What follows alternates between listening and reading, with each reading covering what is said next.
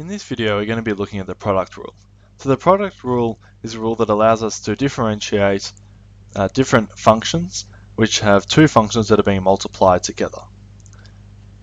So before we go on to the product rule, I just want to remind you of, if we have fx is equal to gx plus hx, then the derivative of fx is just equal to the derivative of gx plus the derivative of hx.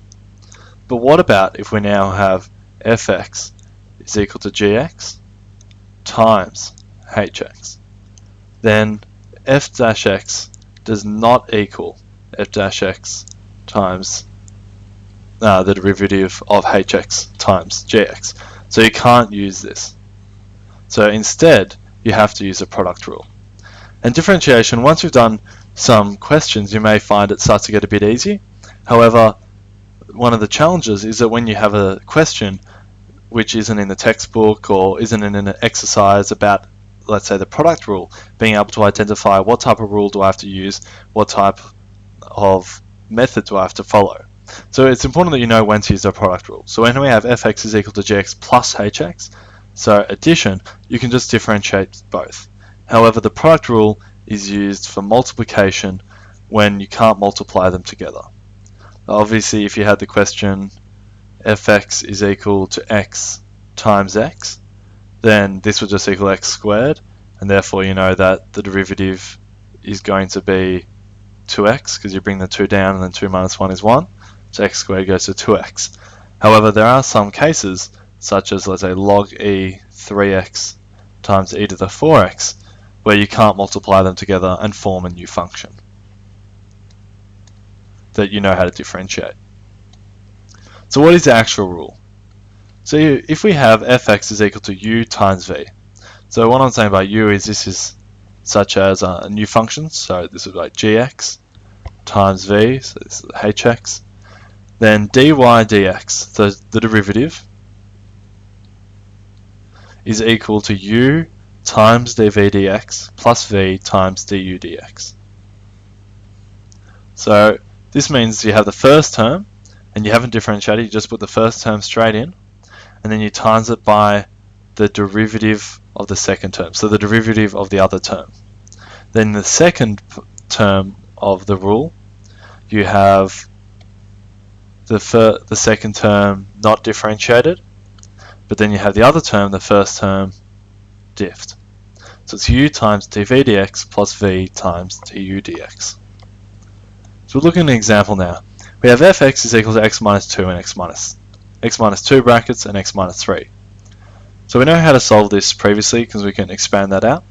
We get x squared minus 5x plus 6. Therefore f dash x is equal to 2x minus 5. So that'd be the easiest way to do this question, but we're just going to show how the product rule is used.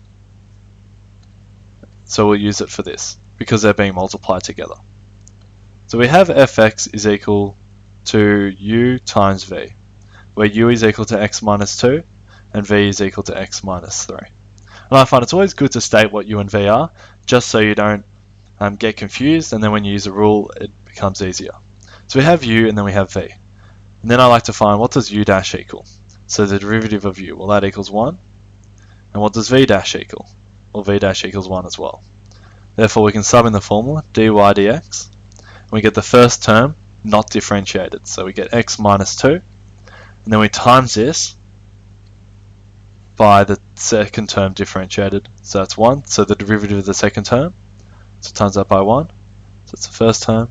And then the second term we get the second, so v plus x minus 3 times the derivative of the first term, so u dash, so times the 1. And if you set up in this format, u, v, u dash, v dash, you use each term once and then you go across. So across plus the green. So the blue plus the green. So this will give us x minus 2 plus x minus 3. To give us 2x minus 5.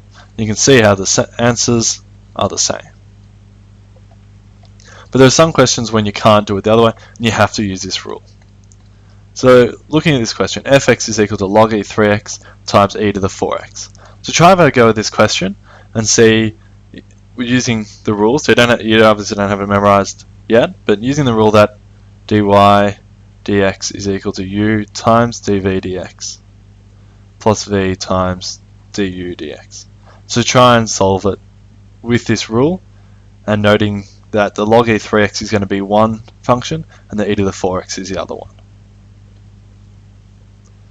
So the first thing you want to do is you want to split up into u and v. So u is log e3x, and then e to the 4x is v, so e to the 4x. So that's there, and that's there. Then we have u dash is equal, so that's the derivative of u with respect to x. So I write it out, du dx. So what does this equal? This equals the derivative of 3x, so 3 over 3x, which is equal to 1 over x. And the reason for this is because you can let u equal 3x, you get log eu. Log eu is 1 over u, times that by u dash, so we get 3 over 3x, which is equal to 1 over x. And we went through that in the talking about the derivatives of logarithms. So we have du dx is equal to 1 on x.